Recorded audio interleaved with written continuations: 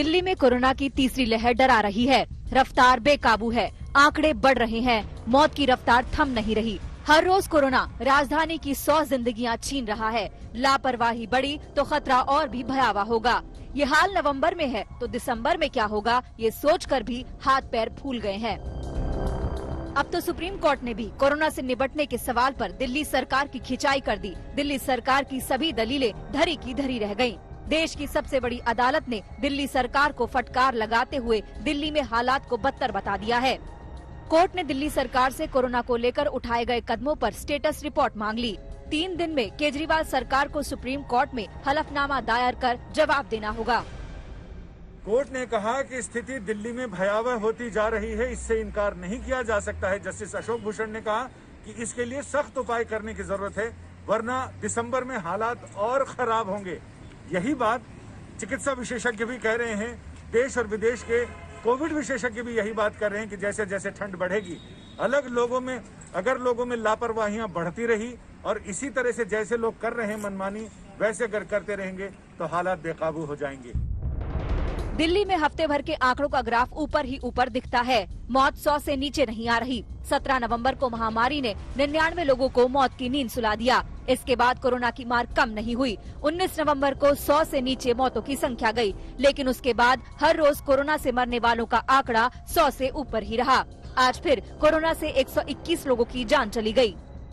थोड़ा सा परसेंटेज जो है ना लोगों का, जिसमें पढ़े लिखे लोग भी शामिल हैं, उनके इनएप्रोप्रिएट या कैजुअल या लापरवाही जैसे या कुछ हमें तो कुछ हो नहीं सकता, इस वाले एटीट्यूड के कारण जो है मेजॉरिटी दिल्ली के लोगों को उसका प्राइस पे करना पड़ रहा है। इसलिए अभी हमने दोबारा से मीटिंग करके अभी देखिए आरटीपीसीआर की जो कैपेसिटी थी हमने डबल कर दी। टेस्ट जो है वो डबल करने के लिए जो है कहा गया।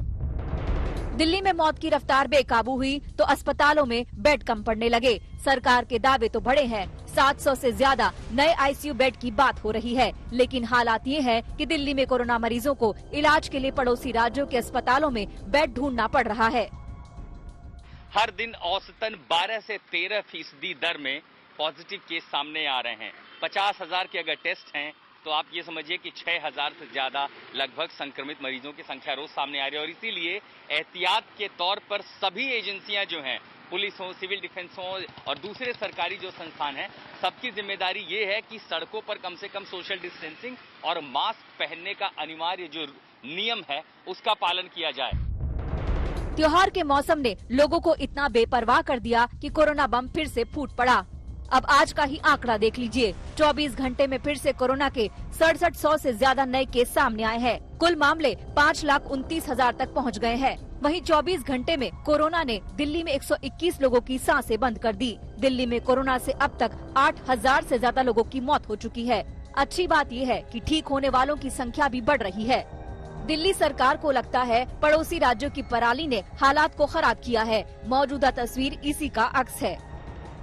दिल्ली में जो पीछे पराली जलाने की वजह से बहुत पॉल्यूशन हुआ था, उसका कोविड के ऊपर बहुत ही नेगेटिव असर पड़ा था। जिनको कोविड था उसमें काफ़ी लोग धुएं की वजह से काफ़ी सीरियस हुए और उसकी वजह से दिल्ली के अंदर काफ़ी जो कोविड की डेथ है बढ़ी। कोरोना की कोई दवाई नहीं है, बचाव ही इलाज है। ऐसे में लापरवाही खुद को ही मुसीबत में डालने वाली बात है। तो जरूरी है कि हम 2 गज की दूरी भी रखें और मास्क का इस्तेमाल भी करें। दिल्ली से अरविंद ओझा, आशुतोष मिश्रा और संजय शर्मा के साथ ब्यूरो रिपोर्ट आज तक।